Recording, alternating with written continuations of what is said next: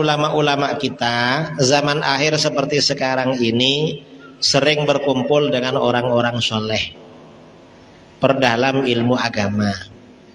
Dan hati-hati, karena di akhir zaman ini orang yang mengajak ke neraka jahanam itu banyak, dan pakai bahasa Arab walaupun mengajak neraka jahanam. Dan aliran sesat di akhir zaman itu kadang-kadang tampilannya memukau.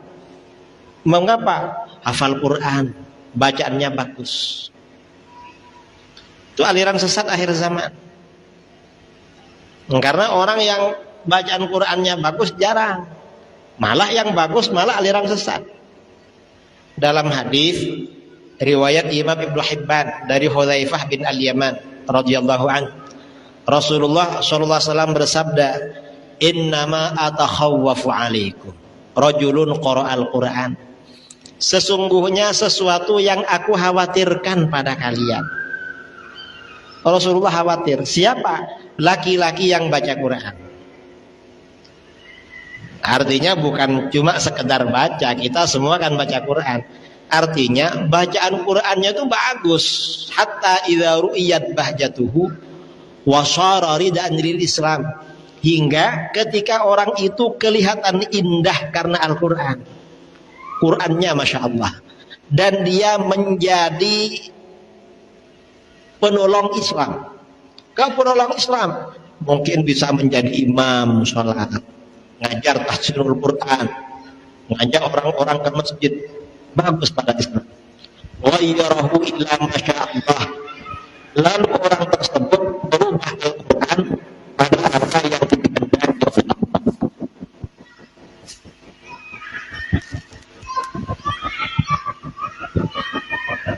Jadi Al-Quran dia rubah maksudnya pada apa yang dikehendaki oleh Allah. Fansalakha minhu wa nabadhahu wara'a dhahri. Dia melepaskan diri dari Al-Quran dan Al-Quran dia lempar ke belakang. Fasa'a ila jarihi bisayf.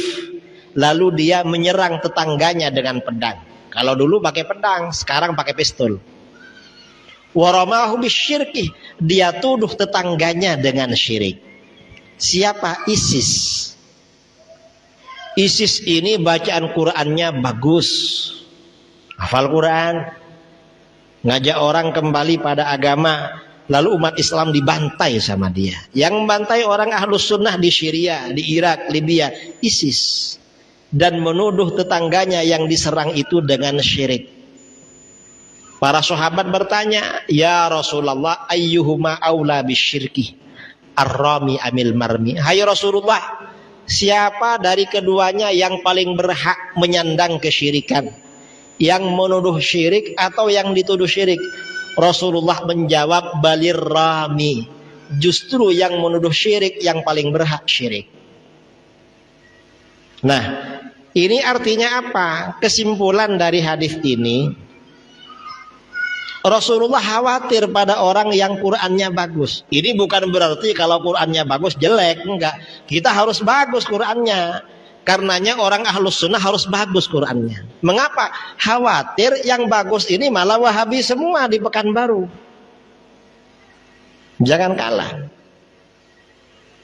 Rasulullah mengkhawatirkan orang Qurannya sudah bagus, menjadi penolong Islam, indah karena Al-Quran, justru merubah ajaran Al-Quran. Ajaran Al-Quran dia buang ke belakang. Merubah apa enggak? Merubah saudara orang Wahabi. Qurannya bagus tapi Al-Quran dirubah. Kok dirubah? Orang tawasul istighatsah disyirikkan. Dalilnya apa? Kata Wahabi dalilnya apa? Wa qalu ma na'buduhum illa liyuqarribuna ilallahi zulfa. Mengapa tawasul syirik? Orang-orang musyrik bilang, kami tidak menyembah berhala-berhala itu kecuali agar berhala-berhala itu mendekatkan kami kepada Allah dengan sedekat-dekatnya. Nah, orang yang bertawassul dengan nabi dan wali itu kan tujuannya agar dekat kepada Allah. Ini namanya merubah Al-Quran. Mengapa merubah? Orang musyrik itu memang menyembah berhala. Sedangkan orang bertawassul dengan nabi dan wali itu tidak menyembah nabi dan wali, tapi bertawassul. Tawassul bukan menyembah, karena tawassul anjuran Al-Quran, perintah Al-Quran. Wabtaghu ilaihil wasilah, carilah wasilah. Itu kan tawassul itu. Ajaran Al-Quran dirubah sama Wahabi. Mereka Qurannya bagus. Artinya apa? Hati-hati di akhir zaman. Jangan karena dia Qurannya bagus, lalu kita ikut semua pada ucapannya. Karena